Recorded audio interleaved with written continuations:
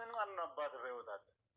የኔ አባት እኮ አንዳንዴ እኮ አለማወቅ እኔ ራሴን አውቃለሁ ሲያል የሚያውቀው ላይ ነው ኃጢአት የሚሄደው። እውነት ለመናገር ጉድ ሲራመዱ እንደ ግርሳት ሆነባቸው፣ ሲመለከቱ ደግሞ እንደ ሰማይ ርቀህባቸው።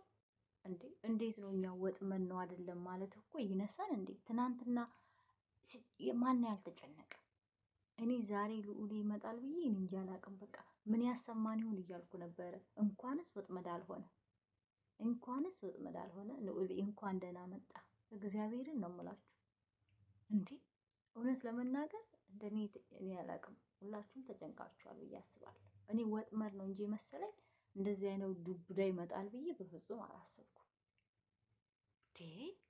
ለማንኛውም ልዑል ረጋ በል፣ ራስን አረጋጋ።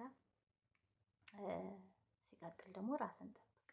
ጠላት የማይቆፍረው ጉድጓድ የለም።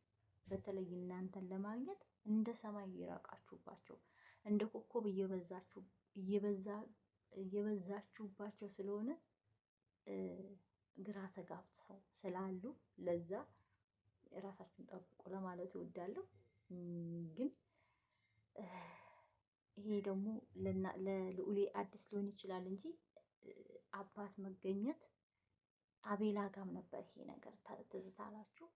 ባለፈው የአቤላ አባት ሌላ ነበረ፣ የተሙዬም አባት ሌላ ነበር። አሁን ነው የሰሙት። የሚኪዬም አባት እንደዛው፣ ማነው ጉሩሜ ብቻ የሁላችሁም አባቶች በህይወት አሉ፣ ግን ሞተዋል።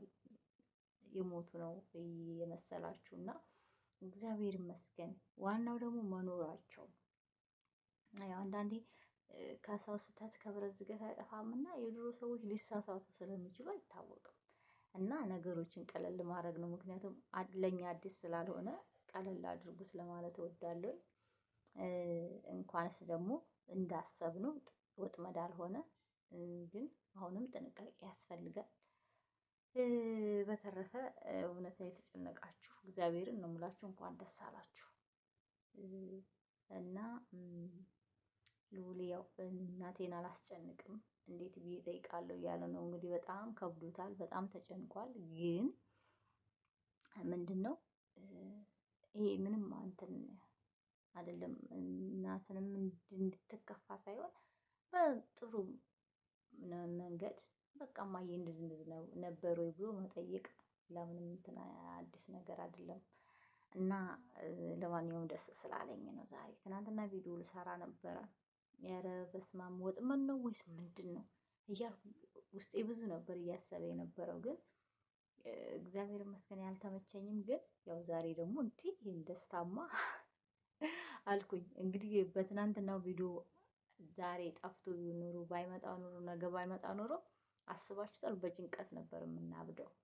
እና እግዚአብሔር ይመስገን እንኳን ከጭንቀት ተረፍን እላለሁ ውድ ቤተሰቦቼ።